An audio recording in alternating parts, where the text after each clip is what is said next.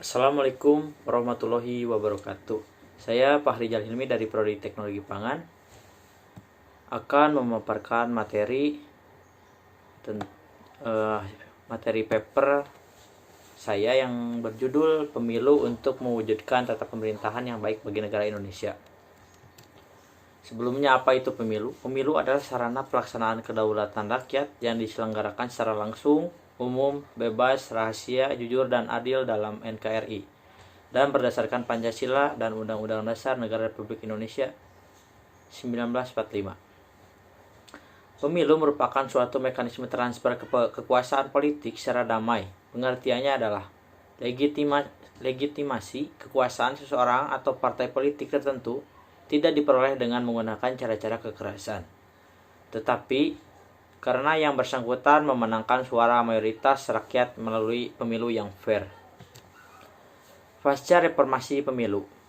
Pasca reformasi 1998, Indonesia merambah babak demokrasi yang lebih terbuka dibanding pada Orde Baru tahun 1966 sampai 1998. Indonesia pada dini reformasi tahun 1999 sampai 2004 dipandu oleh presiden yang diseleksi oleh Majelis Permusyawaratan Rakyat bagaikan lembaga paling tinggi negeri serta memegang kedaulatan rakyat pada masa itu.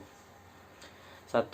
Merambah termin 2. Penerapan reformasi pasca tahun 2004. Presiden dan Wakil Presiden Indonesia diseleksi secara langsung oleh rakyat lewat pemilihan umum atau pemilu yang berasaskan langsung, universal, leluasa, rahasia, jujur, serta adil, luber dan jurdil.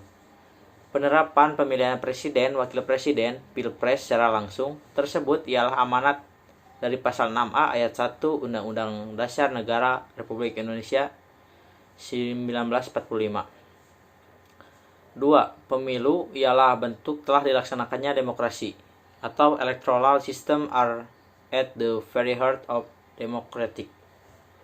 3. Penyelenggaraan pemilu tahun 2004, 2009, serta 2014 masih memisahkan pemilihan legislatif atau pileg DPR RI, DPD, DPRD 1, serta DPRD 2 dengan pemilihan presiden, wakil presiden. Pada masa ketiga pemilu tersebut, Indonesia menyelenggarakan pemilu legislatif terlebih dulu. Baru setelah itu diiringi pemilihan presiden dan wakil presiden pada tahun yang sama. Sehingga pada masa itu, koalisi partai pendukung calon presiden dan wakil presiden baru tercipta pasca pemilihan legislatif. Keadaan tersebut berbeda pada dikala pemilihan legislatif serta pemilihan presiden wakil presiden pada tahun 2019. Pemilu 2019 di Indonesia menyelenggarakan pemilu secara serentak. Pemilu legislatif berbarengan dengan pemilihan presiden dan wakil presiden. Indonesia apalagi tercatat bagaikan negara awal di dunia yang menyelenggarakan pemilu legislatif berbarengan dengan pemilu eksekutif.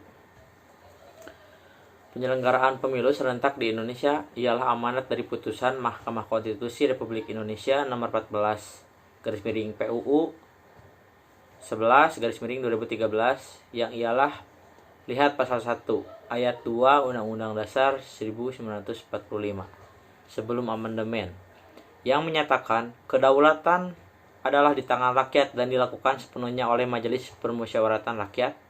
Pengaturan ketentuan tersebut mengalami perubahan pasca reformasi sehingga pasal 1 ayat 2 Undang-Undang Dasar Negara Republik Indonesia 1945 selengkapnya berbunyi: kedaulatan berada di tangan rakyat dan dilaksanakan menurut Undang-Undang Dasar.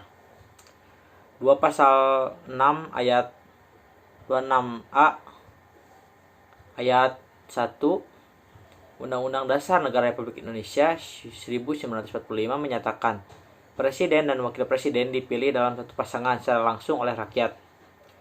3 Krisdun, Voice and Truth in Parliamentary Representation, Electoral Studies Volume 6, Januari 2012, halaman 393. Sebagaimana dikutip kembali oleh Ratna Herawati, Nopira Maharani Sukma, Untung Dwi Hananto, kepastian hukum pemilu dalam pemilu serentak 2019 melalui peraturan Komisi Pemilihan Umum Republik Indonesia, Jurnal SNH UNES volume 4 nomor 3 2018 halaman 830. Hasil judicial review terhadap Undang-Undang Nomor 42 Tahun 2008 tentang pemilihan universal presiden serta wakil presiden, gugatan uji modul terhadap Undang-Undang Nomor 42 Tahun 2008 tentang pemilihan universal presiden serta wakil presiden, sebagaimana diartikan diajukan oleh Effendi Ghazali. Uji modul tersebut diajukan bagaikan representasi koalisi warga sipil buat penyelenggaraan pemilu agar dilaksanakan secara serentak. Amar ponis. Yang keempat, amar ponis. Mahkamah Konstitusi Republik Indonesia yang pada intinya melaporkan kalau penerapan pemilihan presiden, wakil presiden haruslah dikaitkan dengan rancangan bangun sistem pemerintahan atau pemerintahan presidensial. Sebagaimana amanat dari Undang-Undang Dasar Negara Republik Indonesia 1945, penerapan pemilihan presiden, wakil presiden setelah berakhirnya pemilihan legislatif dikira tidak berikan penguatan atas sistem pemerintahan presidensial yang diamanatkan dalam UUD NRI 1945. Mahkamah Konstitusi melaporkan penyelenggaraan Pilpres tahun 2004 serta 2009 sehabis pileg ditemui kenyataan kalau calon presiden terpaksa atau wajib melaksanakan lobby buat bargaining politik terlebih dahulu dengan partai politik yang pada akhirnya mempengaruhi roda pemerintahan. Presiden jadi sangat bergantung pada partai-partai politik yang nantinya mereduksi power presiden dalam melaksanakan kekuasaan pemerintahan bagi sistem pemerintahan yang presidensial. Mendasarkan pada hal tersebut, norma ataupun ketentuan hukum penerapan pemilihan presiden wakil presiden sehabis pemilihan legislatif dikira tidak cocok dengan spirit yang tercantum dalam pasal 22E ayat 1 Undang-Undang Dasar Negara Republik Indonesia 1945. Pemilu serentak. Indonesia menyelenggarakan pemilu serentak pada tanggal 17 April 2019. Pemilu legislatif dan pemilu presiden serentak ini merupakan amanat dari putusan Mahkamah Konstitusi nomor 14 PUU 11 2013. Melalui putusan tersebut, pemilu serentak dinilai dapat menjadikan penyelenggaraan pemilu lebih efisien dan menghemat anggaran negara. Pada kenyataannya, pelaksanaan pemilu serentak 2019 masih dihadapkan pada beberapa permasalahan, yaitu problematika terkait distribusi logistik pemilu, data pemilih, kapasitas dan beban kerja petugas KPPS yang terlalu tinggi, data hasil perhitungan suara, serta terjadinya gugatan atas hasil Pilpres 2019.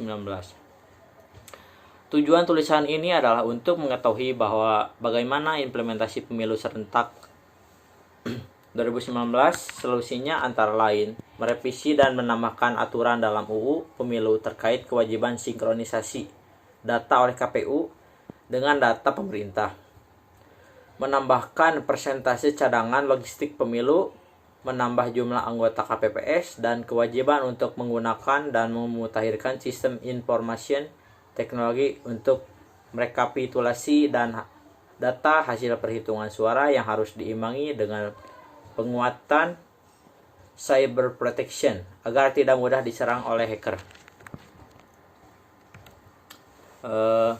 Sekian dari saya, mohon maaf bila ada kesalahan. Wabillahi taufiq wal hidayah. Wassalamualaikum warahmatullahi wabarakatuh.